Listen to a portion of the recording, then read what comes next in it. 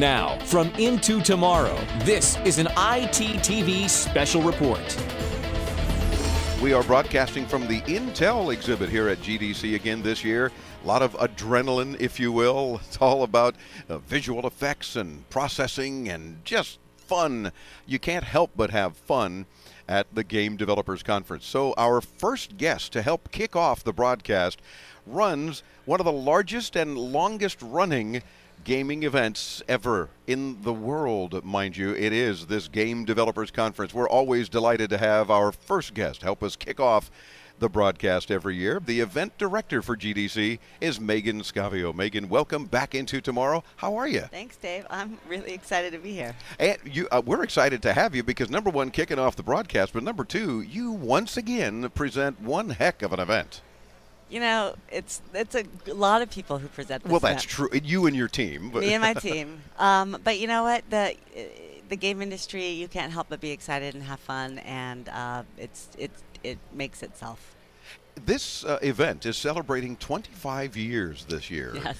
And it's, wow, I mean, just to hearken back to the first one or the first several years or even the last couple, incredible changes in this business, in this industry, yeah? Yeah, and we've actually focused a lot on that this year as our 25th anniversary. We wanted to look back at the entire history of GDC and video games of the last 25 years. So we programmed a bunch of these sessions called Classic Game Postmortems. Ah, yes. And we looked at games like Pac-Man and Maniac Mansion and Prince of Persia and a lot of the classics and genre-defining games and learned from those guys, you know, how did you make it? What went wrong? What can we learn from your mistakes? And they've been really inspirational. And it's really cool to get a lot of folks, especially the younger ones, Yes. who maybe didn't play those games and Exactly. have sort of been into it beyond the classic games, to be able to look back and say, oh, how fun, because that was what it was all about. It was just about having fun. Yes, and it's a good reminder of that. It's a good Yeah. reminder that, you know, you don't have to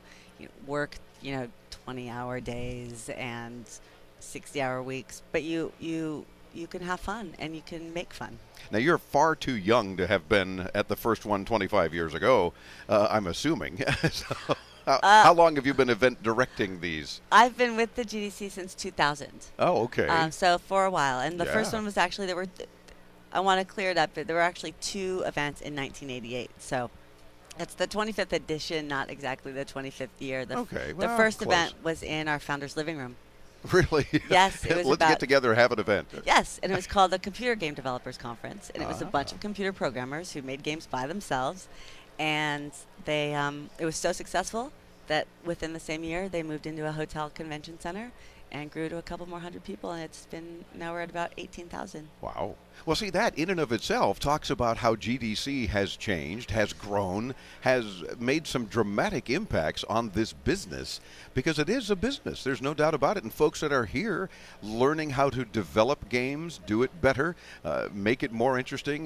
The sessions here alone, I mean, the exhibits are awesome, as one can imagine. And, of course, don't miss our highlight video at intotomorrow.com, and you'll see what we're talking about here on the show floor. But tell us a little bit about some of the sessions. Perhaps some of our listeners saying, I've got to go to one. I've been wanting to for years. Give us some reasons why someone who's into this business should be here. Well, so just to be clear, there are about 400 conference sessions, and they run the gamut of the game industry. So you can hear about making games for smartphones. You can hear about making independent games. You can hear about making games for your iPad. You can just hear about designing and arts and production and programming of all sorts of games. But we do program for working developers. So it's not always accessible to a general audience. Yeah, that's true. Just because you're into games doesn't mean you can come to No, GDC. because That's not often what it's about. They're very technical. Yeah. It really is about making better games. Sometimes it's the business side and sometimes it's the technical side. But we hit it all, and I think the Classic Game Postmortems this year are the most interesting thing for a wider audience. I think it's neat because people are coming out scratching their heads about how they too can learn from these classic game postmortems, and I think it's Exactly. eye-opening for a lot of folks. Exactly. The other thing that that I think is really exciting for people at the GDC is you get to see where games are going to be in 3 to 5 years. So if you really want to see the future of games, go to anything here at GDC and we'll show it to you. Good point. As you look at games into tomorrow, if I might, what are some of the things that you're hearing about where people are saying, well, we're not quite there yet, but here's what we're working towards, that you might share with our audience to say, ooh, even more fun coming? Well, it's really, it's always about fun. Making games is always about fun. But now it's how you're going to get the fun to the player. So what's the quickest way to get it to the player? What's the easiest way to get it to the player? That's why independent games have taken off so much, because you can literally make a game on your own in your living room and put it online and make it downloadable for everyone to play. True. You can get it very easily on the iPhone, on the Android device. Android devices, more and more popular, so everybody here is paying a lot more attention to, for example, Yes. Android and other platforms. Yes, yes. So it's accessibility is really the most interesting thing. How to get the games into the hands of the people. And talking about different platforms, that's the big buzz here at GDC again, and that is you can't just have for a console. I mean, that's wonderful because they all have their groups and their popularities, but you really have to program to a much wider audience, it seems to me, if you want your game to enjoy the success that it may deserve. Right? Absolutely, and all of the the traditional game developers are doing that. You could see id Software made this game for the iPhone called Rage, and it really does look like a console game. Wow. But anyone can just download it quickly on their phone. What do you figure is the main goal, Meggan, for GDC? And as your group and this event, what do you figure, if you've gotten this out of it, you had a successful event? It's hard to say that if there's one thing. I tend to go with the feeling of the attendees. And if they walk away feeling inspired and rejuvenated and ready to go back out there and go back to work and innovate, then I think we've done our job. I think you hit the nail on the head, too, because it is about the sessions and the exhibits and just the whole networking. The interaction of their peers in this industry really opens the door. And there's this incredible session about careers as well.